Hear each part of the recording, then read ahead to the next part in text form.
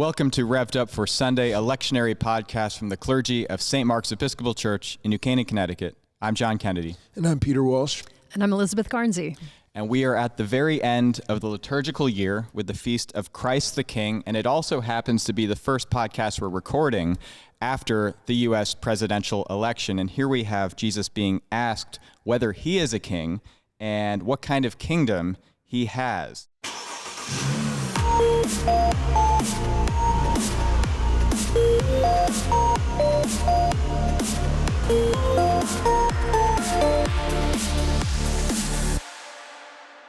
The text is John chapter 18, verses 33 to 37.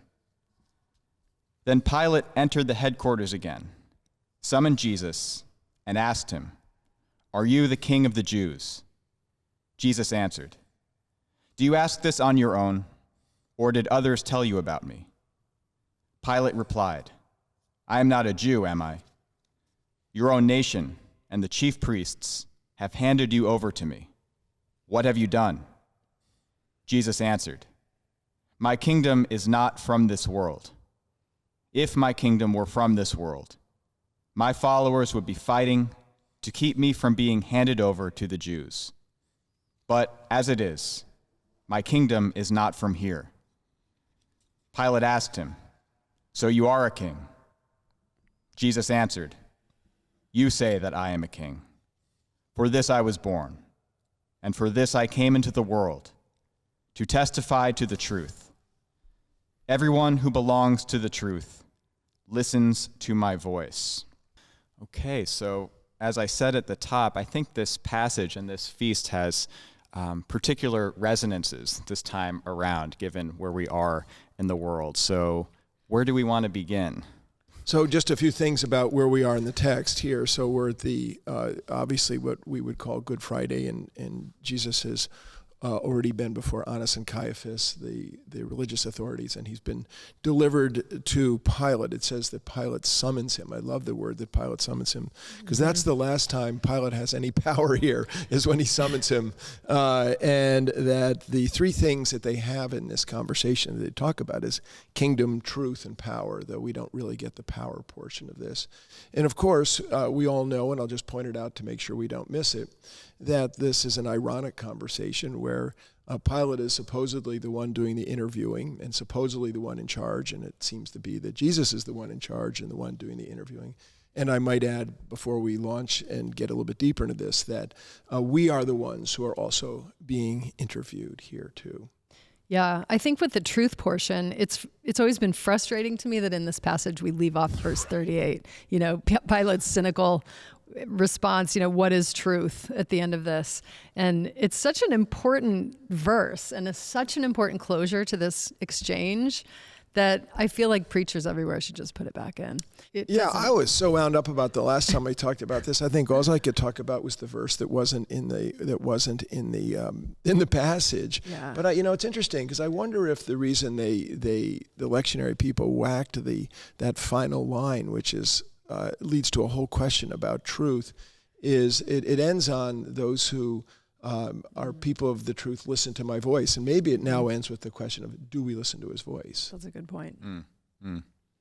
Yeah, as the preacher for this Sunday, I agree. No pressure. I'm just going to act like the what is truth, verse 38, is in the text. There's a lot of irony going on here. As you've said, Jesus is ostensibly on trial. It's really Pilate who's on trial. By extension, we are on trial. And another irony is that Jesus is a king, but he's a very different kind of king. And he acknowledges he's a king, but obliquely. And his way of being a king has something to do with witnessing to the truth, which I think by implication means that the kings that we are accustomed to on earth, earthly kings, this worldly kings, are not interested in witnessing to the truth at all. They have much different priorities and orientations. But Jesus, if he is a king, it has something to do with his being about the truth, which is really fascinating. Yeah, I think that because this is Christ the King lectionary passage, it's true that the focus is on this kingship idea and where Jesus' kingdom comes from. And I like that the Greek here is translated from and not of, because some people casually say, or quote Jesus saying, "My kingdom is not of this world," which I do think there's a nuance there, that what from implies, what it comes out of, where it grows, where its source is, and of means sort of, for this world or part of the world or not. And I think that Jesus intends that his kingdom is very much for this world and in the world, but it doesn't spring and grow up out of this world. And that's the contrast that he's trying to make with Pilate's kingdom. I agree with you, and I think that this is something that can be so easily misunderstood, and I think is misunderstood broadly and widely in the church, and something that I know that we've discussed before. But the whole question of the kingdom and as I was saying to you the other day, Elizabeth, I've been really listening a lot to N.T. Wright on this, and he has particular catchphrases that I think are really great in the post-Enlightenment world. He's talking about the spiritual things being upstairs and the real-world political things being downstairs, and the idea that kingdom, that Jesus' kingdom is a heavenly thing that we move toward after death. But that's not what the biblical witness is about at all. That in the biblical witness, God is king, and Jesus is Lord of that kingdom, and it is a spiritual kingdom, but that spiritual kingdom is on this earth, and that we say this, thy kingdom come on earth as it is in heaven. This is not about going up, it's about coming down. And this is where rapture theology gets it completely wrong. Rapture theology, growing out of evangelicalism in the 1900s from Princeton Seminary, is a complete distortion of what the Bible is about. The end of the Bible is about heaven coming to earth. And so I'm with you. This kingdom is present, but it's in such a completely different way that Pilate can't understand it, because he has no consciousness to understand anything that is spiritual, godly, and not like matter of fact, like right in front of him. Yeah, I'm really glad that we've hit upon this of this world versus from this world distinction, because I think it's key, and it's not helped by the fact that some of the most popular biblical translations, past and present, have it translated, "My kingdom is not of this world." The King James Bible, the New International Version, which is extremely popular among contemporary translations, both have it rendered that way. But I think, as we're highlighting here, much better translation is, "My kingdom is not from this world." I think it literally means, "My kingdom is from above." And so, as we've already been saying, this has to do with where the kingdom is from, but not what the kingdom or where the kingdom is for. And so therefore, yeah, like has already been said, it's not about a spiritual, otherworldly, quote-unquote kingdom that actually has no political teeth or reality or implications whatsoever, but about a kingdom of truth, a kingdom of God, right, that is from somewhere else but is for here. And, we've already hit on how that connects to the Lord's Prayer, also the Nicene Creed, right? Part of what we confess Sunday after Sunday is he will come again and his kingdom will have no end. So that's very much all in the mix here. And with Pilate's limited consciousness, I think, he approaches Jesus with the charge that he is trying to be some sort of revolutionary king, and he sees him probably as like a failed version of, let's say, Judas Maccabeus of the Maccabean revolt and the founder of the Hasmonean dynasty. This is where we get Hanukkah. This was about 200 years before Jesus. And Judas and his brothers and his allies, his people who rose up with him against the Syrian rulers of Judea at that time, successfully defeated them and reestablished Jewish independence. And then later on, much closer to the time of Jesus, you get Herod the Great, who kicked out or dealt with some Parthian leaders, rulers from modern-day Iran, then Persia. And out of gratitude, the Roman Empire granted Herod the title King of the Jews.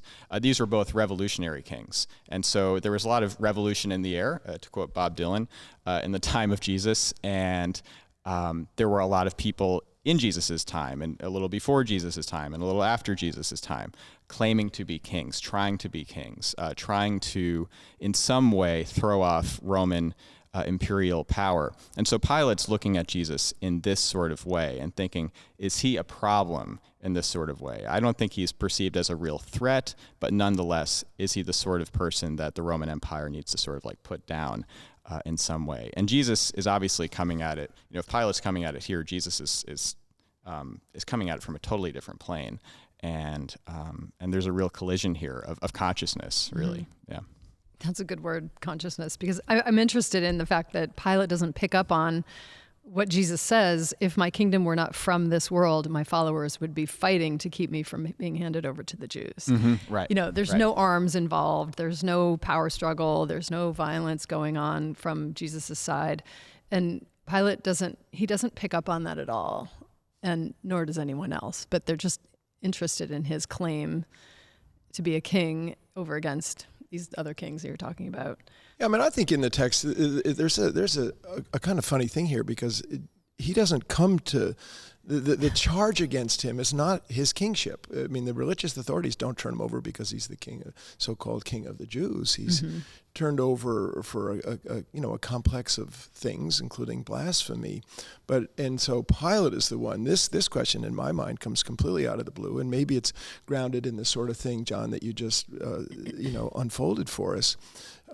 And to some degree, Pilate's not interested in blasphemy. He doesn't. This is a non-issue to him. So maybe the only thing he's interested in is power and kingship here.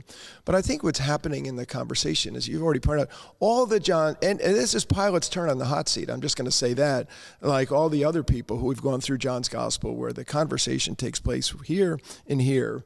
The massive disconnect, and now it's time. But what Jesus is doing here is really deconstructing human power games. Mm-hmm.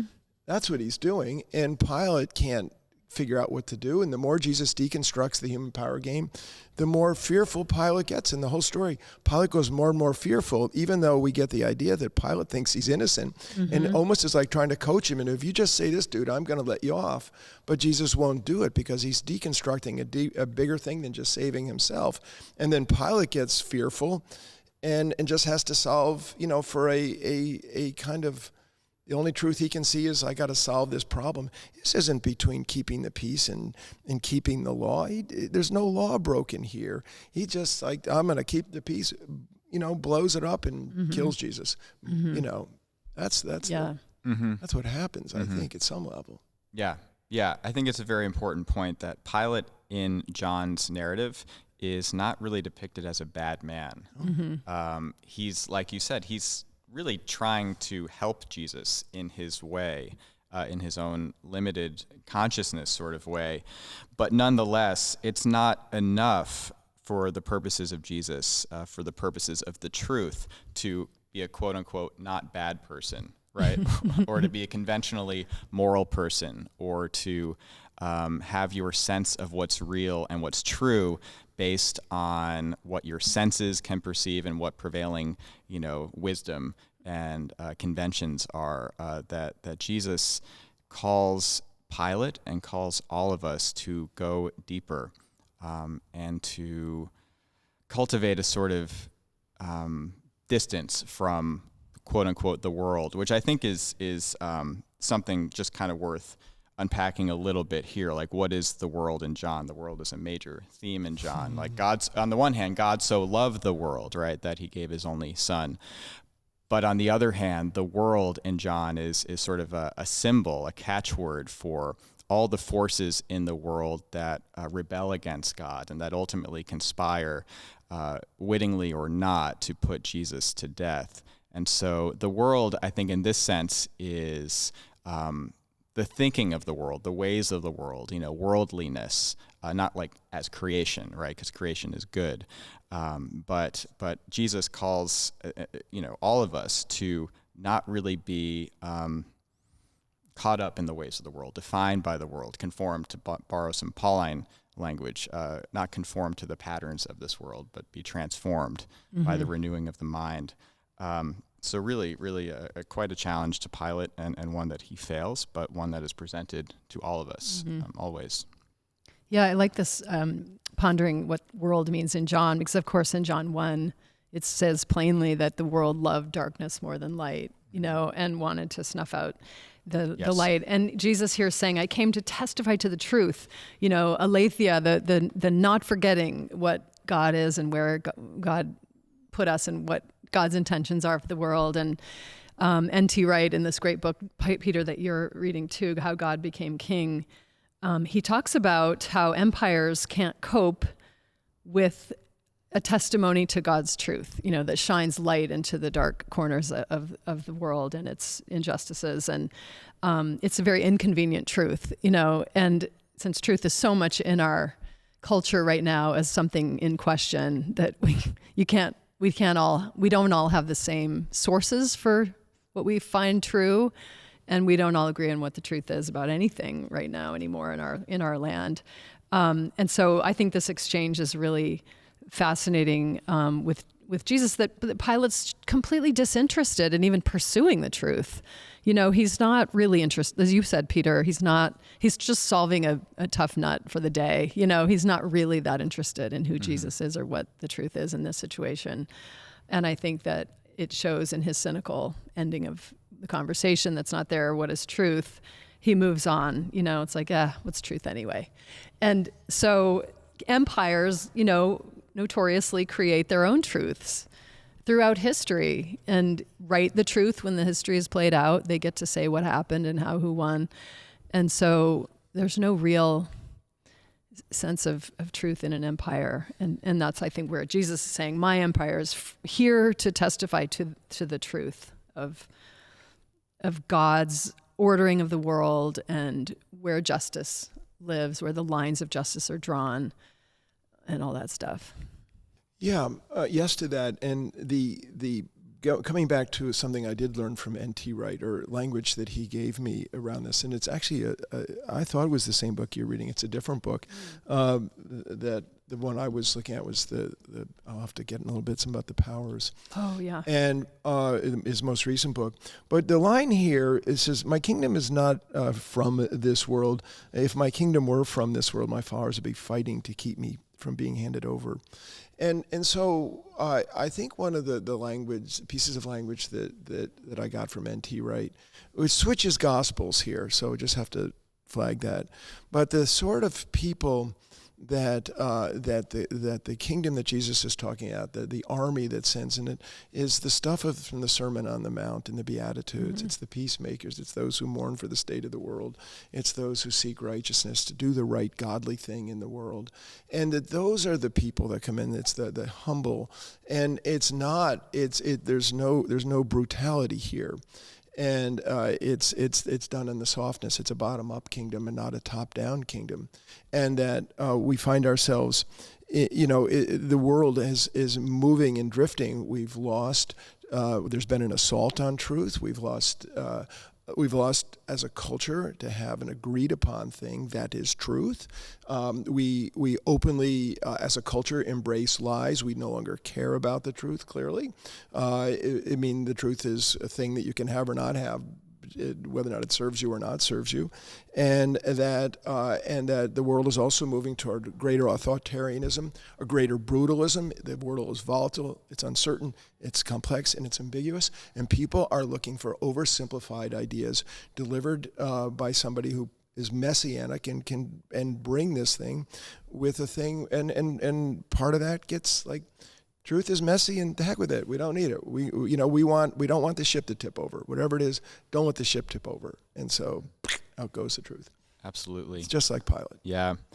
My uncle, who Ron Suskind, is a writer and has been a political journalist for a long time. And he was talking to a member of a previous presidential administration 20 years ago. And he said to Ron, when they were speaking, you and your colleagues, the media, you're still living in the fact or reality-based community. We don't need that. That doesn't concern us. We make our own reality, and then you will write about it.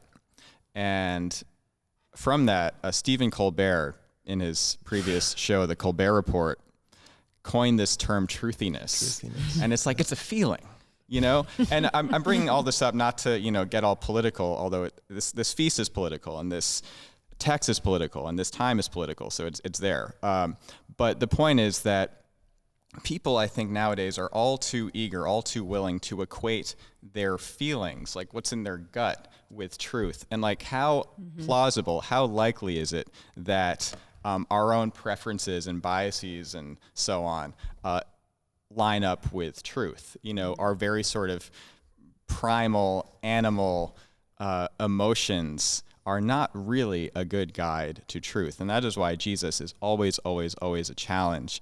Thomas Merton, writing in a time of social turmoil and political complexity and madness in the 60s, said that the gospel must reach each of us brand new or not at all. That, in other words, it is always, always, always a disruption.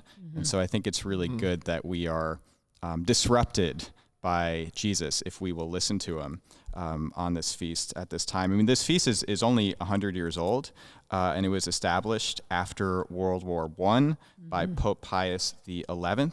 And the intention is to point to Jesus as the true Lord and ruler of the universe who transcends all earthly powers.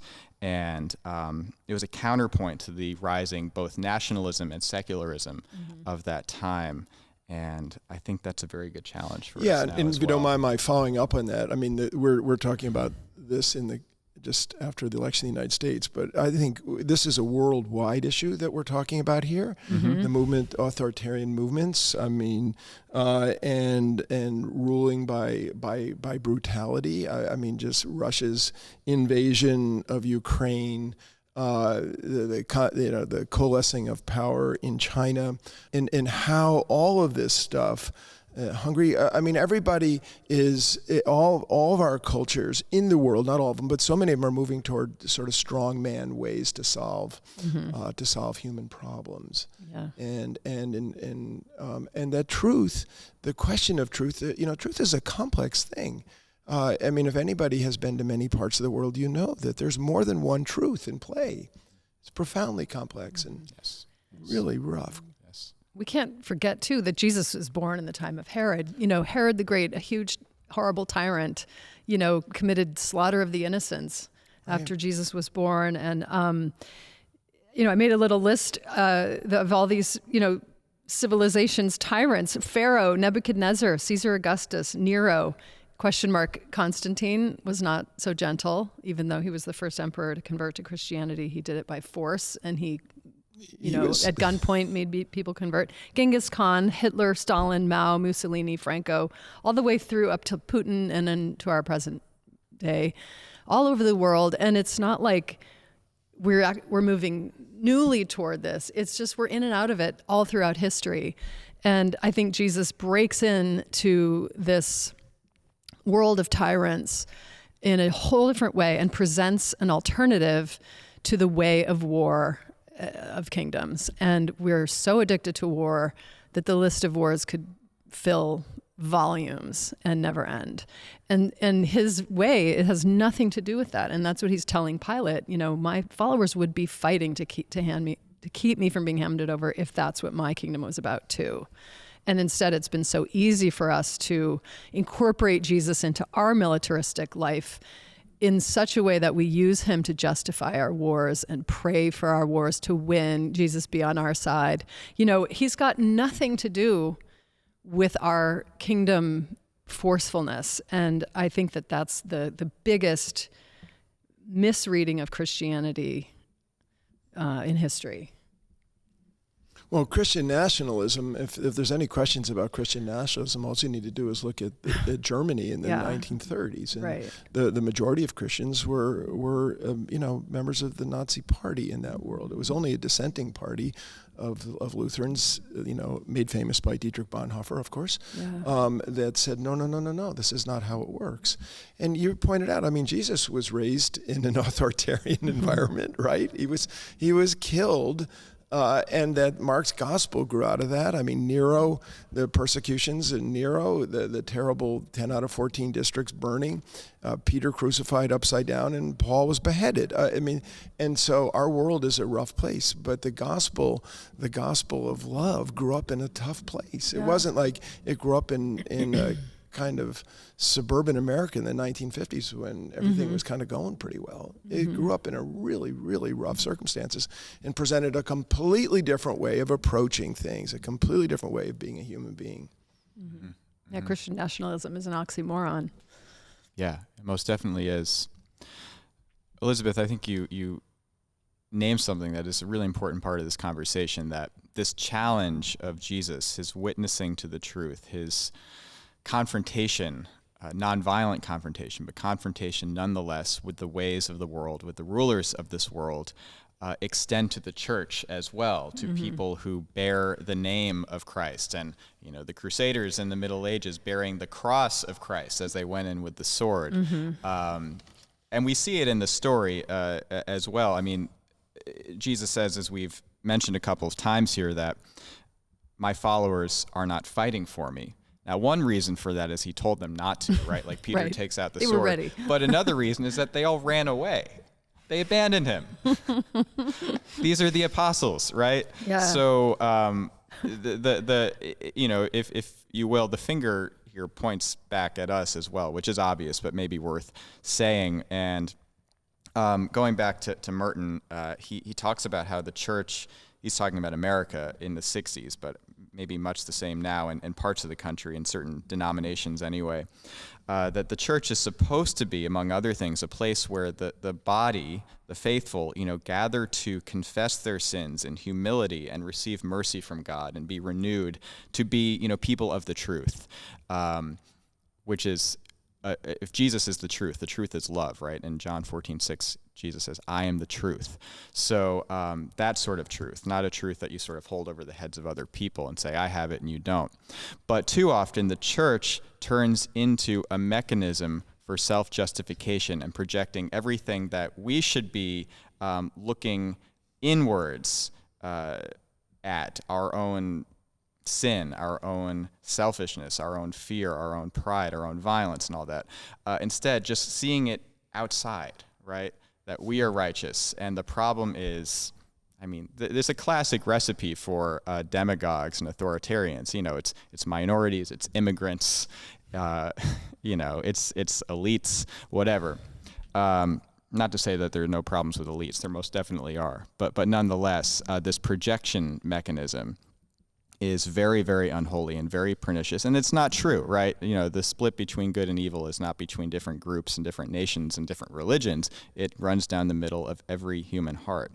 And that's what the church is calls us to. That's what Jesus calls us to do that sort of inner work.